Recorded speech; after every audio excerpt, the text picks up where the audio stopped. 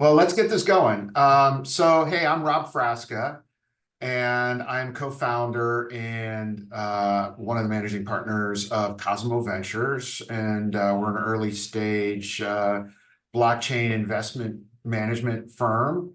And I'm joined here today with Jamie Finn, and Jamie and he's the president and co-founder of Securitize, and Jamie and I.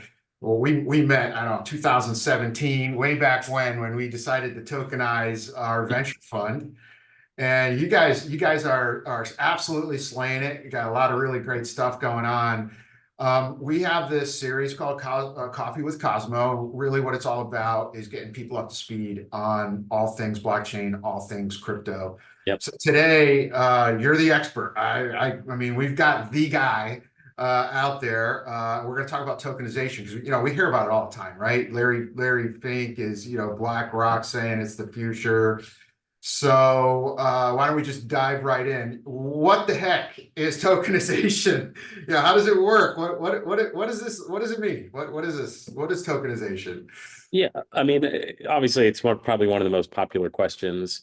The next one will be, what's the difference between a cryptocurrency and a security on a blockchain? But at the end of the day, what tokenization does essentially is create a token that's representative of ownership in a real world asset, and that's really, to put it simply, the most simple way possible. It is a new format. So you're going from a traditional paper-based format, which is how most venture capital funds, hedge funds, private equity funds, et cetera, are all kind of sold today, into a digital format. So a native digital format. And with that, you're essentially buying a token that represents your ownership in that.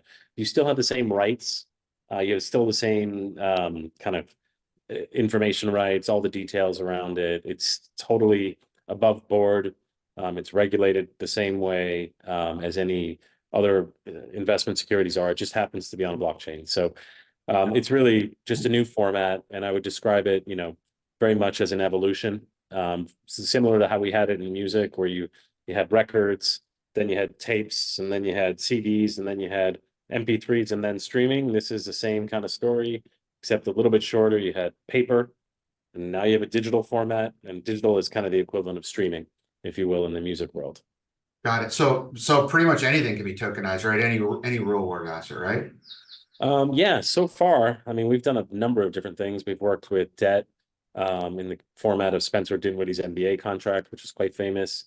We worked with equity with like KKR and Hamilton Lane with two of their funds. Additionally, we've worked with you guys on venture capital, and also with Spice VC and Blockchain Capital and a number of others. And we have secondary funds and even a money market fund. So the one that most people have probably that's piqued their interest recently, you mentioned Larry Fink. He's now an investor in Securitize, so thank you, Larry. But we did tokenize the money market fund from BlackRock, which is up north of $286 million in the first few weeks of operation. So, it's a new format. It's much more efficient. It's much easier to deal with, and I think we're just going to see a ton of growth here. Yeah, in fact, that's the perfect segue. I was going to ask, what do you see the benefits of tokenizing? I mean, why all the hype? What can we expect to see? Sure. I mean, there's a number of use cases that normally get kind of cited, which would be liquidity, right? So the ability to trade these securities with other people. Normally, trading private securities is extremely complex and expensive. With a token, since you can prove who owns it or the provenance, and you can control how it's transferred, you can manage those types of transactions, which is, one of the most common things. You can trade these on secondary markets. And then additionally, one of the really cool things that you can do here is you can take a loan against your position. So we launched a product called Securitize Credit recently, which is essentially like a repo product, but you can basically take your position in Cosimo and get a loan against it at a certain interest rate. And so it's a very powerful tool. Once you've digitized something, there's all sorts of new stuff that can be done with it. Borrowing, lending, trading are scenarios, but I'm going to give you a slightly more real one. So if anybody here operates their own business and they keep their money in treasury bills, you know that the way you have to essentially get your money from your bank is for the most part calling up your banker and tell them, hey, I need to sell this many of these on a certain date and send the cash to this place. That takes time. It has an approval route. You phone calls, and if somebody's not available, maybe the money doesn't get there. With this money market fund in particular, all you have to do is click a button on a web page and the money is in your bank account that same day, and so there's no phone calls, there's no emails, there's no old school stuff. It's just click, give me my money, and you're off to the races. And investing is the same. You click, send your money, and your money's in the money market account that day. So really, this kind of automation is a really key component, if you will, of tokenization. And obviously market efficiencies, right? And those kinds of things. I mean, it's early in terms of interoperability between this stuff. How do you see that kind of unfolding? Well, Can you move from one of these tokens to another? mhm, Talk a little bit about the secondary market, or sure. how those are issued, those kinds of things.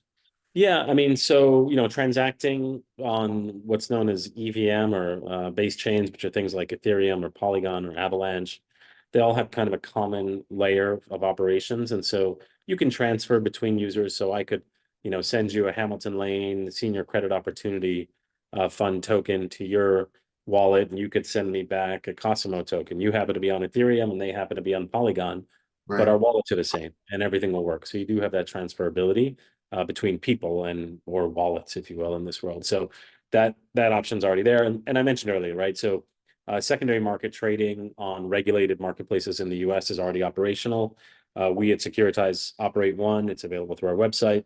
And there's a number of other firms in the space like INX or T0, and they operate regulated marketplaces. And in these worlds, you basically see a limit order book.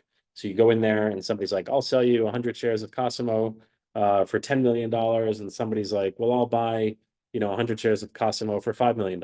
And then they agree, somebody agrees to that price and the trade gets executed. What's really cool though, is this is a three-step process. So it's fully automated.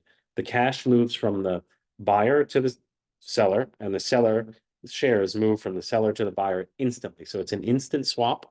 Again, no phone calls, no emails, no talking to your Instant settlement. banker. Yeah, instant settlement, real-time settlement, I would describe it as. Yeah. Yeah, yeah, that's incredible. Now, where do you see this moving, right? So you guys, you were just talking about the announcement of a fund Sure. today. I mean, what's the next step? We were in this, early with you guys, right? I think we might have been one of your first Absolutely. customers, right? Yep. Tokenizing venture capital, which is primarily illiquid, Yep. right? So which is a whole different conversation. But it's taken us a while to get here, and now you got KKR and BlackRock, and like I said, Larry saying, "Hey, this is the future." So where does it go from here? What do you see the trajectory of this? Yeah, I mean, it's not dissimilar than, and one of the things I would call is what Larry said is they really saw the ETFs as a stepping stone to the future that they see, which is tokenization. And I was, obviously pretty happy to hear that. But I think what we're going to see is just a ton more products that are coming to market much more quickly from these asset managers.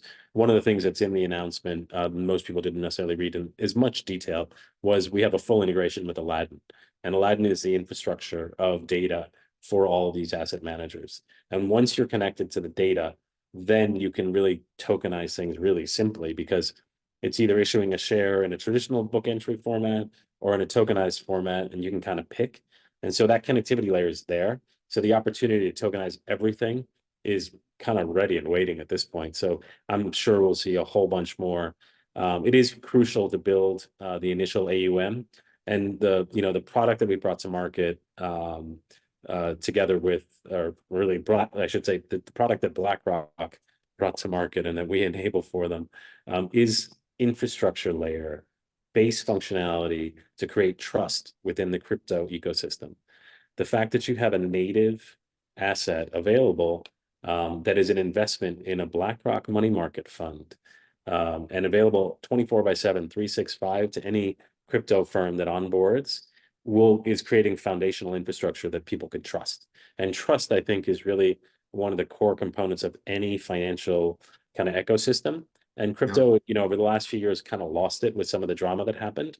And I think really BlackRock coming in and bringing this trust has been going to be transformational to the industry. And I think we'll look back at this product in particular as the base of this really solid kind of foundation and ecosystem that's now scaling.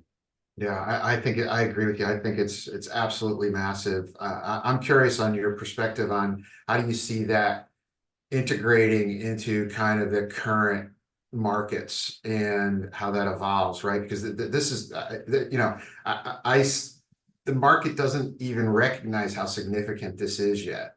And, you know, Yeah. my prediction is within like 4 months, once that AUM starts rolling in, people are gonna go, whoa, whoa, how did we miss that, right? So talk to me a little bit about, right, that, you know, because it's a typical kind of tokenization kind of conversation, right?